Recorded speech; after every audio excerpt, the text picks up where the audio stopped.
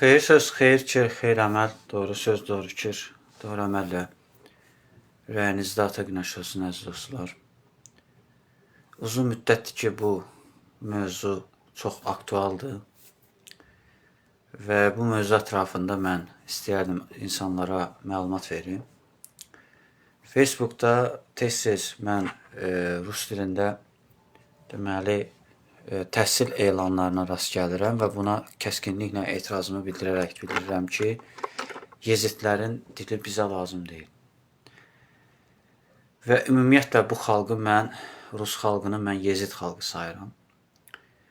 Ona görə ki, başqa bir Slavyan xalqını dövlətçiliyinə, ərazi bütövlüyünə, xuliqancasına yanaşan və ölkələrin ərazilərinə istila gözü ilə baxan və ölkələrin konstitusiyasına və ölkənin mədəniyyətinə xor baxan bir xalqın dilini öyrənmək olmaz. Çox təəssüf ki, Azərbaycanda belə dələduz və belə antimilli insanlar var, anti-Azərbaycan insanları var. Bir yarasa filminə görə, bir retro verilişinə görə və İncəsənət Universitetində kinostudiyada dərs dediyinə görə özünü ziyalı kimi sırayır cəmaata. Amma ziyalı öz xalqına, öz dövlətinə, öz bayrağına, öz kökünə xilaf çıxmaz. Əvvəla onu qeyd edeyim ki, Ayaz Salayev görünür qanmazın biridir və özünü qanmazlığa vurur və ümumiyyətlə özünü nə hesab edir, mən anlamıram.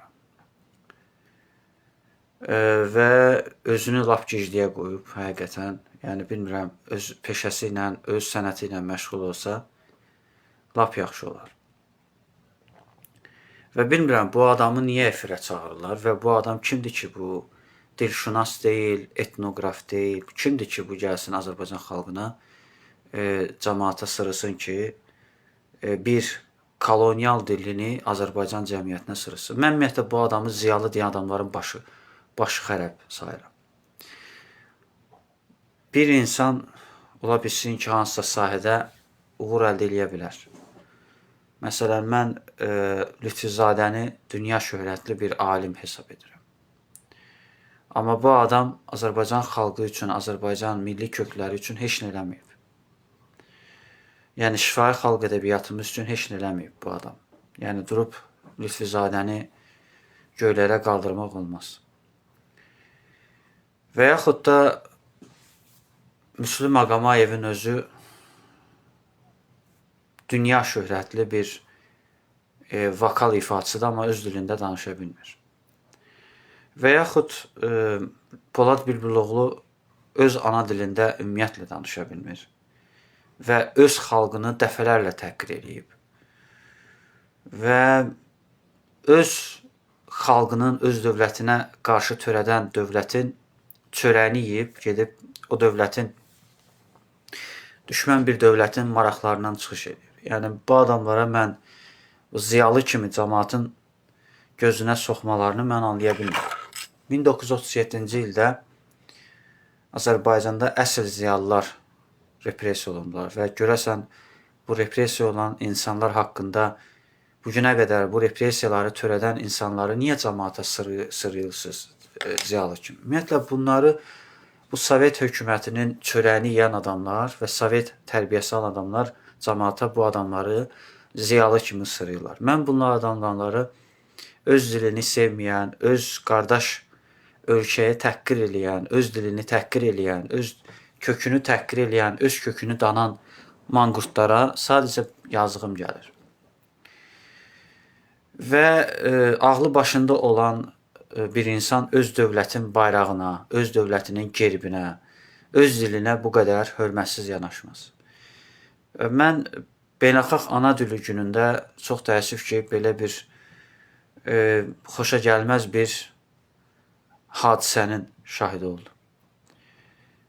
Və ümumiyyətlə, mən düşünürəm ki, bir insan öz peşəsi ilə məşğul olsa və özünə aid olmayan, öz peşəsinə aid olmayan məsələlərdən məşğul olmaz.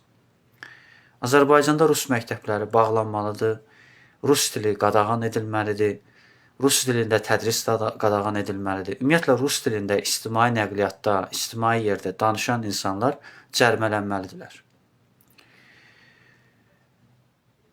Çünki onlar faktiki olaraq Azərbaycan Respublikasının Konstitusiyasının 21-ci maddəsini pozurlar və Azərbaycanın dövlət müstəqilliyi uğrunda həyatını itirən insanları söyürlər, təhqir edirlər və 1-ci Qarabağ müharibəsində, 2-ci Qarabağ müharibəsində və antiterror əməliyyatında həyatını itirən insanları təhqir edirlər.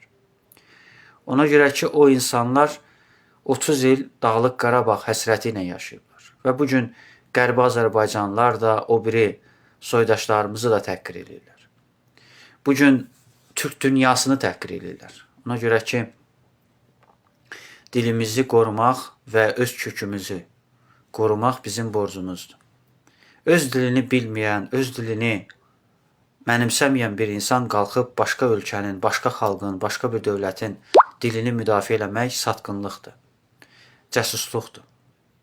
Faktiki olaraq bu adam cəsusdur və dövlətin çörəyindən məhrum olmalıdır. Bu adama yerini göstərmək lazımdır. Bu adamı bütün universitetlərdən qovmaq lazımdır. Bu xuliqan və bu cür ləyaqətsiz ifadələr səsləndirən bir adamı cəmiyyət, nəinki cəmiyyət, dövlət özü də yerini göstərməlidir. Belə adamlar Dövlət Təhlükəsizlik Xidməti tərəfindən ən ağır şərtlərlə cəzasını almalıdır. Bu dövlətin qüruruna, namusuna toxunmaq olmaz. Mən sizə bir məsələ deyim ki, bizim üç rəngli bayrağımız bizim dövlətimizin namusudur, qeyrətidir. Və bizim dəyərlərimizə, bizim üç rəngli bayrağımızda dəyərlərimizə toxunmaq olmaz. Mənim üçün namus dövlətin qanunlarına, dövlətin konstitusiyasını qorumaqdır. Mənim üçün namus Azərbaycan xalqının milli köklərinə, milli adət-ənənələrinə bağlı olmaqdır. Mənim üçün namus Azərbaycan xalqının öz dini dəyərlərinə, öz milli dini dəyərlərinə bağlı olmaqdır. Bizim xalqımızın ən qədim kökü, ən qədim dini məhz atəşpərəstlikdir. Və bilirsiniz ki, bu xalq əsrlər boyu, minillər boyu Novruz bayramını təntənəli şəkildə qeyd edir. Və sözsüz ki, öz dilini bilməyən, öz dilini qoruyub saxlaya bilməyən, beyni yuyulmuş bir insan axırı bax bu cür ləyaqətsiz fikirlər səsləndirər. Mən buna ləyaqətsizlik sayıram. Öz xalqını təhqir eləyən, öz dilini təhqir eləyən, öz dövlətini təhqir eləyən bir adam bu dövlətin çörəyindən, bu dövlətin imtiyazlarından məhrum olmalıdır. Çox təəssüf ki, belə adamlara kimsə cavab verə bilmir. Və kimsə bu adamlara qanunun yerini göstərmir. Necə olur ki, Azərbaycan Respublikasının vətəndaşı bu cür ləyaqətsiz fikir səsləndirə bilər? Azərbaycan Respublikasının vətəndaşların vergisi ilə maaş alan bir Mədəniyyət İncəsənət Universitetinin müəllimi və Azərbaycanın beynəlxalq film festivalında təmsil eləmiş bir adam, uğur qazanmış bir adam Azərbaycan xalqını sevməyə bilər. Bu adamın həqiqətən ya psixoloji problemi var, ya bu adam ümumiyyətlə başqa millətdəndir, yəqin ki, bu adam slavyandır, bu millətin oğlu deyil. Çünki bu millətin oğlu, bu millətin çörəyini yeyən bir adam bu sözü deməməlidir. Necə yəni, türk dili bizim dilimizi zəhərləyir? Axı, Azərbaycan dili adlı, Azərbaycan adında bir dil olmayıb. Şah İsmayıl Xətai dövləti quranda dövlət dilimizi türk dili eləyib. Azərbaycan Xalq Cümhuriyyətini quranda Azərbaycanın dövlət dili türk dili olub. 1992-ci il dekabrında Azərbaycan xalqının iradəsi ilə seçilən Əbülfəz Elçi bəy dilimizi türk dili edib. Necə bunları danmaq olar? Və necə olur ki, Türk Dövlətlər Təşkilatında bütün tədbirlərdə dövlət dili türk dilidir. Və ümumiyyətlə biz türk etnik qrupuna aid olan, Oğuz yurdundan olan bir məmləkətdə yaşayırıq. Necə olur ki, Oğuz ədəbiyyatı olan Dədə Qorqud dastanı, Koroğlu dastanı Azərbaycanda yaranıb? Bu adam məyər bilmir ki, Azərbaycanda Dədə Qorqud, Koroğlu, Qaçaq Nəbi, Səttar xan, Cavad xan, Babək türkcə danışıb. Cəfər Cabbarlı öz yaradıcılığını Sovetlər dövründə belə sizdən fərqli olaraq türk dilində yazırdı. Hüseyin Cavid türkcə yazırdı. Mikail Müşfiq türkcə yazırdı. Əhməd Cavad türkcə yazırdı. Bəxtər Vahabzadə türkcə yazırdı. Zərbxan Yaqub türkcə yazırdı. Necə olur ki, siz bu bölücülüyə, bu separatizmə gedirsiniz? Ayıb deyilmi sizə? Özünüzü nə hesab edirsiniz? Heç bir Rus mən görmədim ki, bugünə qədər Azərbaycan dilində ağzını açıb Azərbaycan dilində danışsın. Sənə mi qalıb Rus dilini müdafiə eləmək? Nə Xorvat, nə Balqar, nə Serb, nə Boşnak bugün Rus dilini müdafiə eləmir. Hətta bugün Qafqaz ərazisində yaşayan başqa xalqlar belə, Tatarlar, Başqırtlar, Gürcülər, Ermənilər, Ləzgilər belə bu dildə danışmırlar. Sənə mi qalıb Rus dilini müdafiə eləmək? Bu adam ya qanında Rus qanı var, ya bu adam Rus xalqının mənsubudur, ya da bu Rus xalqına xidmət edən bir adamdır, ya da bu Rusiya dövlətinin vətəndaşıdır. Yəni mən buna başqa adı qoya bilmirəm. Yəni ağlı başında olan adam, normal Azərbaycan dövlətinə bağlı olan bir adam belə öz dilinə nifrət eləməz. Bu adam öz dilinə, öz xalqına, öz atalarına nifrət eləyir. Öz anasına nifrət eləyir. Öz babalarına nifrət eləyir. Necə yəni? Biz Oğuz türkü deyilikmi? Biz Oğuz babamız deyilmi? Oğuz atamız yurdundan gəlməmişikmi? Biz bütün Türk dünyasının, belə deyək, vətəni deyilikmi? Necə siz bunları dana bilərsiniz? Təkcə onu qeyd edeyim ki, qədim Turuk bəyləri, Turuk tayfaları, Türk tayfaları Azərbaycanda yaşayıblar. Səfəvilər dövlətində qurulan bələrbəylik sistemi Türk tayfalarının əsasında qurulub. 12 Türk tayfasından yaranıb Səfəvilər dövləti. Siz bu qədər tarixi bilmirsiniz. Siz bu qədər savadsızsınız, bu qədər tarixi bilmirsiniz ki, İvan Groznodan öncə Rus tarixi olmayıb. Rusiyanın nə tarixi var ki? Rusiya özünə ya Slavyan deyib, ya da İsveç deyib. Yəni özü hansı millətdən olub ki? Ümumiyyətlə, Azərbaycan xalqı qədər qədim tarixi varmı? Qədim dövlətçiliyi varmı? Kiyev Rus dövlətinin heç Rus xalqına, Rus dövlətçiliyinə əqidəti yoxdur.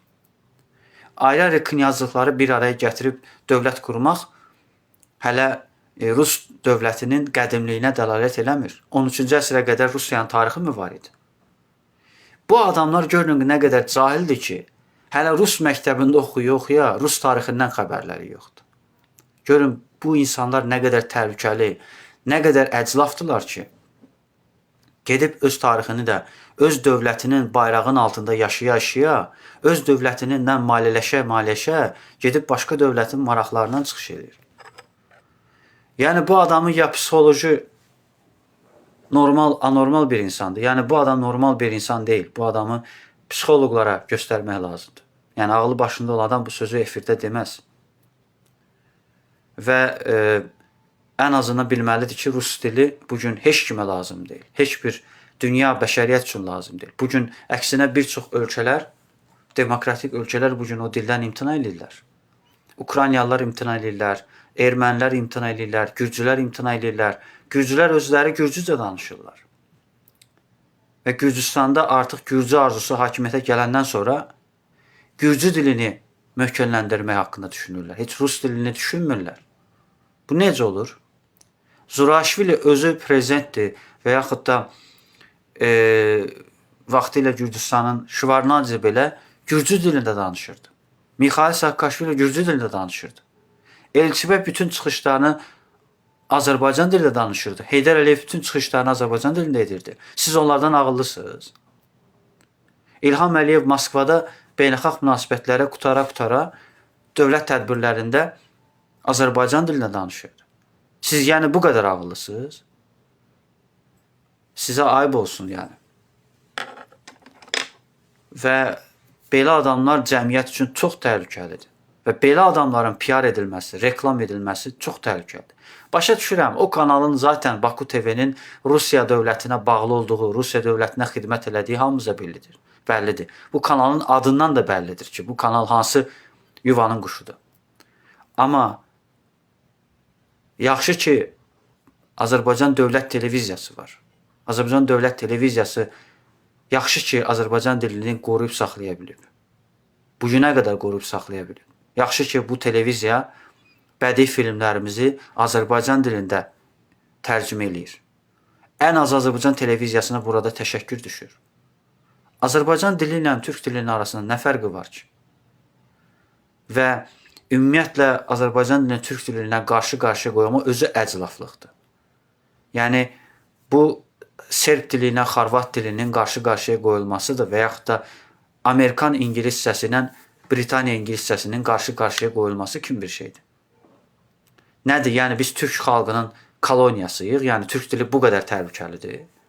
Əksinə, Türk dili vasitəsilə biz böyük bir coğrafiyanı əldə edirik. Siz təsəvvür edin ki, Altay dağından Kəngər körfəzinə qədər böyük bir coğrafiyada ünsiyyət yaradırıq. İndi sual verirəm, rus dilini bilməklə hansı coğrafiyaya biz gəlib çatırıq ki? 15 respublikadır. Onların böyük bir hissəsi bugün rus dilindən imtina ediblər. Latviyalılar, Litvalılar, Estoniyalılar, Ukraynalılar, Gürcülər, Ermənilər artıq bizimlə ünsiyyətini ingilis dilində qururlar. Kimə lazımdır rus dili? Nə qədər şişirdirsiniz bu rus dilini? Kimə lazımdır? Bugün ruslar özləri ingilis dilini öyrənirlər, fransız dilini öyrənirlər. Siz təsəvvür edin ki, ruslar özləri bütün dünya məlumatlarının mətbuatını başqa dillərdən alırlar və başqa dildən alıb tərcümə edirlər. Yəni, öz dillərində informasiya resursları yoxdur. Siz təsəvvür edin ki, bu qədər bunlar geridə qalmış cəmiyyətdir. Bugün bir çox rus vətəndaşları ölkəyə çıxışlarına, xarici gedişlərinə məhdudiyyətlər qoyulur. Siz təsəvvür edin ki, necə blokadada olmuş bir ölkədir. İşğalçı bir ölkənin, dünya xalqlarını əsarətdə saxlamış bir ölkənin dili kimə lazımdır? Kimin nəyinə lazımdır? Ümumiyyətlə, bu dildə danışmaq nə qədər vətənpərvərlikdir, nə qədər qürur verici bir şey ola bilər ki? Və tez-tez deyirlər ki, Azərbaycan Xalq Cümhuriyyətini quranlar Çar Rusiyasında təhsil alan, rus dilində təhsil alan insanlardırlar. Məyər onlar rus dilində danışırdılar. Mən sizə bir faktı deyəcəm ki, Üzeyir Hacıbəyev Qoyul müəllimlər seminariyasında təhsil alarkən Azərbaycan dilində yazdığına görə, Azərbaycan dilində danışdığına görə töhmət almışdı. Görün, bu yanaşma ilə o yanaşma eynidir. Bir də ki, siz bu boyda Rusiya dövlətinin qorumaq, müdafiə eləmək sizə nə imtiyaz verir ki? Bəli, bugün Azərbaycanda Sovet hakimiyyətinin qulluqçuları Azərbaycanda rus dilini sırmaqla məşğuldurlar. Zorla sırmaqla məşğuldurlar. Onlar fərqindədirlər ki, rus dilinin artıq heç bir halda dünyada nüfuzu qalmayıb.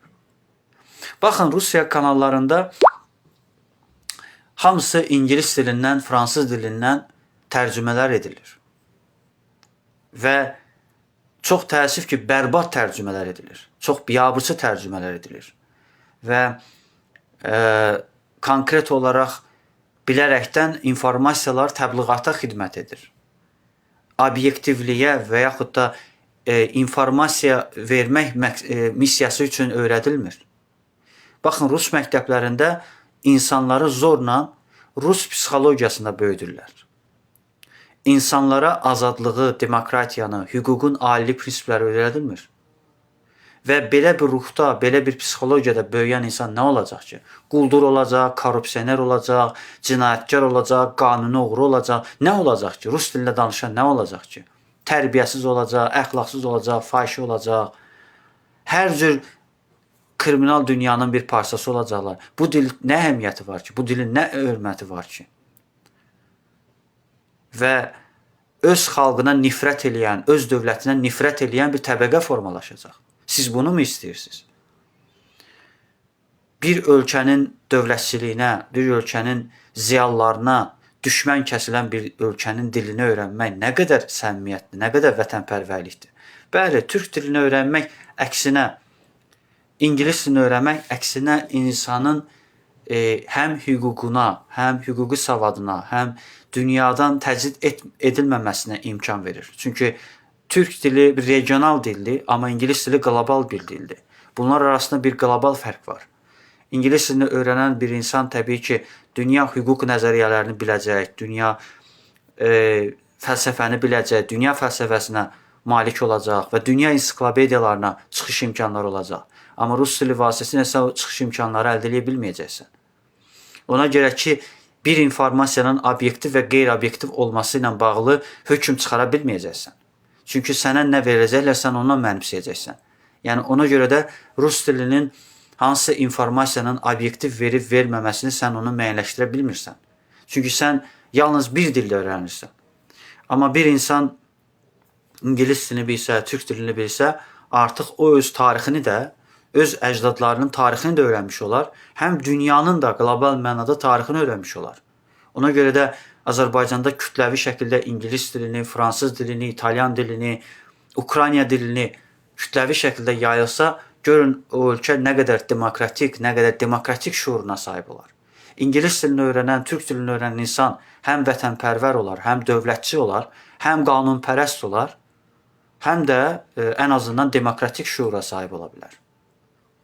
Amma rus dilində danışan adamların 99%-i qanunları bilmədiyi üçün, qanunları mənimsəmədiyi üçün, dünya hüquq nəzəriyyəsindən mənimsəmədiyi üçün o ümumiyyətlə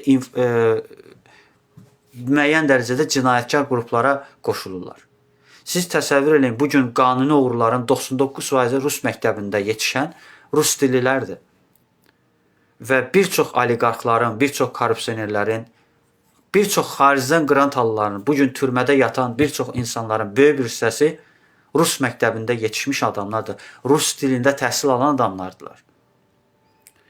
Onların Türk dilində təhsil alsaydı, Türk şuurunda, Avropa dillərində öyrənsəydilər, bugün onlar ən mütərəqqi bir dövlətin bir parçasına çevrilərdi. Bəli, Ələsgər Məmmədlini, Bəxtiyar Hacıyevi və yaxud da Əvəz Zeynallını istisna edirəm. Onlar ən azından Türk dilində təhsil alıblar və qərb dillərində təhsil alıblar və bugün jurnalistlərin böyük bir hissəsi Avropa təhsili alıblar və bir çox müharibə əleyhdarı olan insanların böyük bir hissəsi Avropada təhsil alıblar. Amma bugün onlara sırınan ideologiya hardan qaynaqlanır? Moskvadan qaynaqlanır.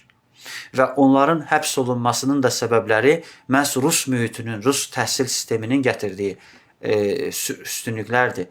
Bəli, Elçin Əlibəyli çox doğru vurğulayır ki, yüksək balla daxil olan insanlar məcburiyyət qarşısında rus dilində təhsil alır. Bu onu göstərir ki, cahil insanlar, millətini, dövlətini sevməyən adamlar gedib rus dilini öyrənirlər. Bu artıq Elçin Əlibəylinin dilindən məntiqlə ortaya çıxan adam.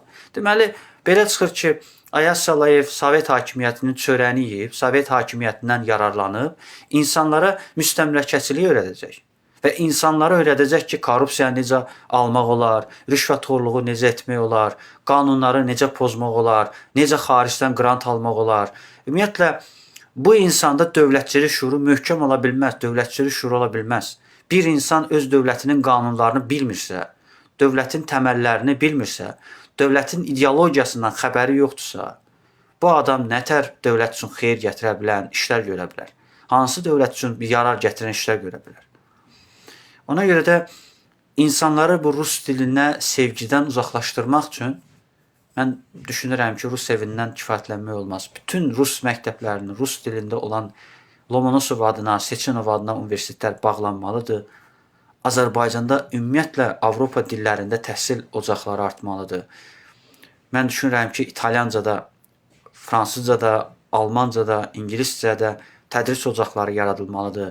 Almaniyanın ən aparıcı universitetlərin, Fransanın, İtaliyanın aparıcı universitetlərin filialları yaradılmalıdır.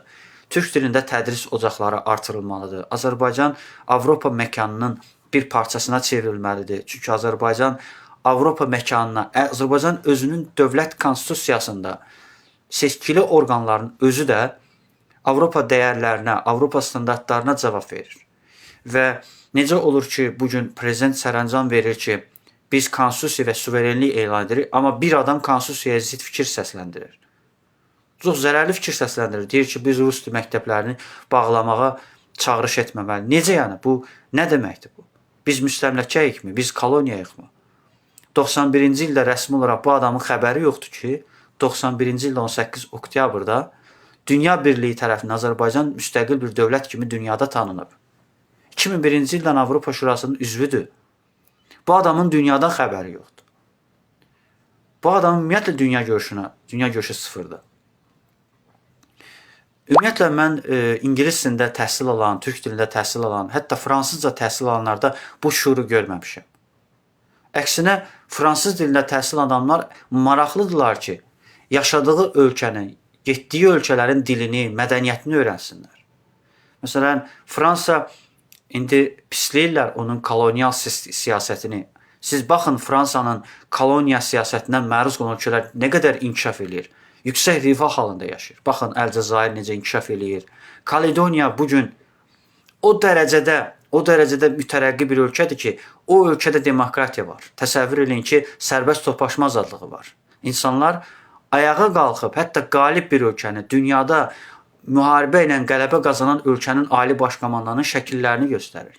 Baxın, budur Fransanın kolonial siyasətindəki üstünlüklər.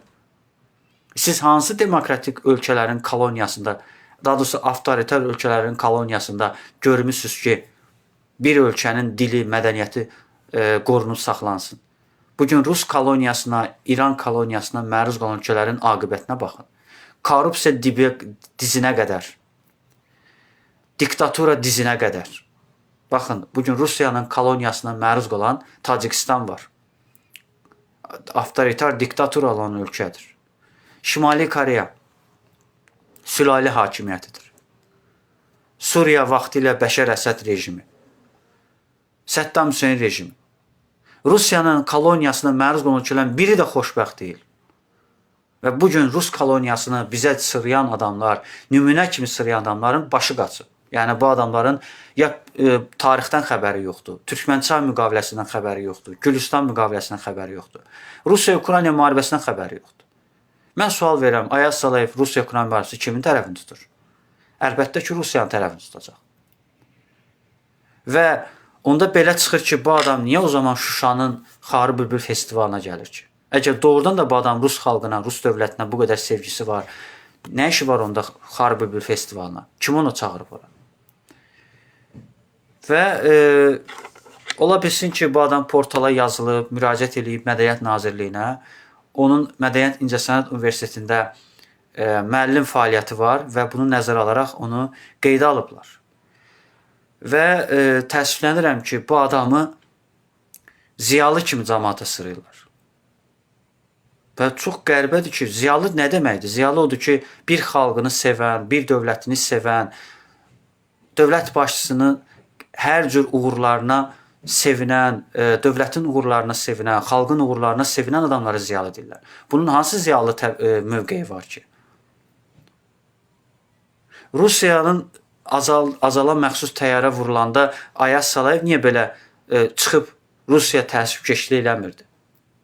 Və Rusiyaya qarşı hər hansı bir fikir səslənməklə mövqesiz bir adamdır.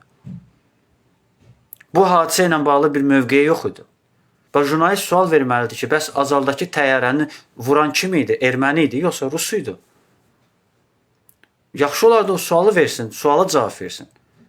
Bu adamın mövqeyi yoxdur. Bu adam öz peşəsində ola bilər, peşəkardır. Bu öz sahəsində dünya şərəfindən hörmətli insandır. Amma ziyalı deyil bu adam. Ziyalı o adama deyirlər ki, o vətənini sevə, dövlətini sevə, dövləti üçün canını qoya. Bugün türmədə yatanların böyük bir səsi ziyalıdır. Çünki vətəni üçün, dövləti üçün mübarizə aparır. İstəmir ki, dövlət korrupsiyaya məruz qalsın. İstəmir dövlət sanksiyaya məruz qalsın. Bugün o həbs olunan insanlar dövlətini sevən adamlardılar. Vətəni sevən adamlardılar.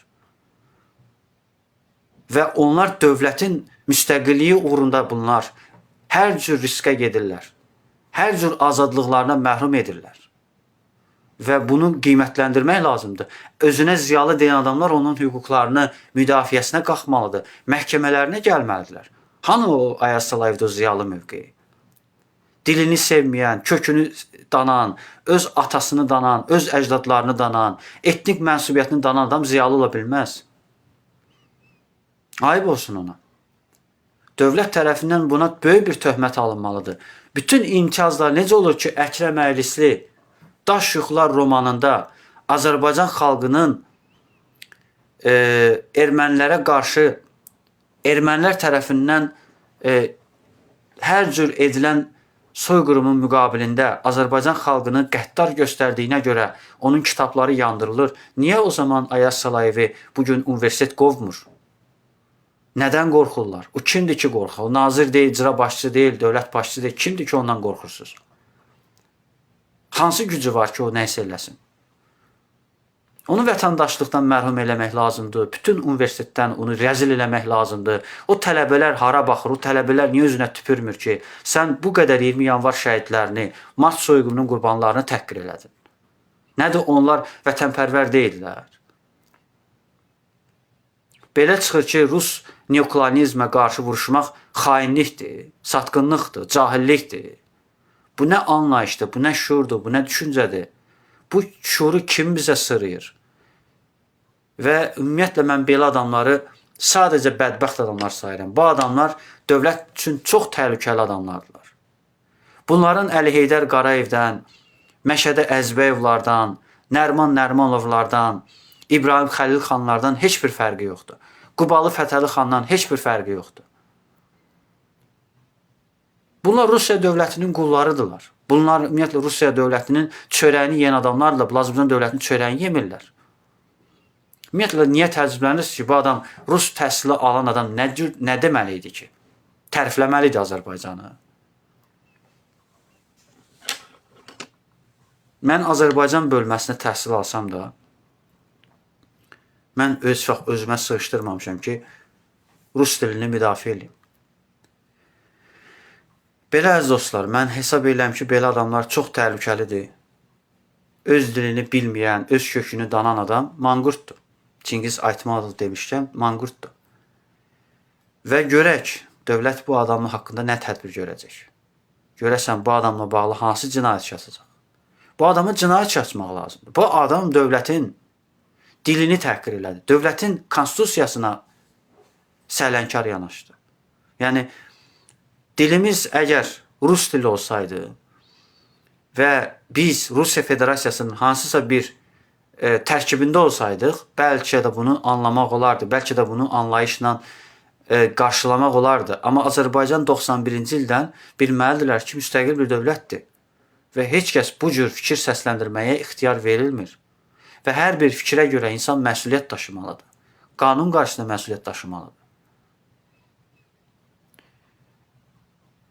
Və ona görə də belə adamlar yaxşı olar getsinlər, öz peşələrlə məşğul olsunlar. Sən dilşünas da deyilsən, etnoqraf da deyilsən, təhsil naziri də deyilsən ki, kiməsə məsləhət görəsən. Çox təəssüf ki, belə adamlar özlərini ziyalı kimi sırmaqla məşğuldurlar və belə adamları dövlət yerini göstərməlidir. Təbii ki, 4 divar.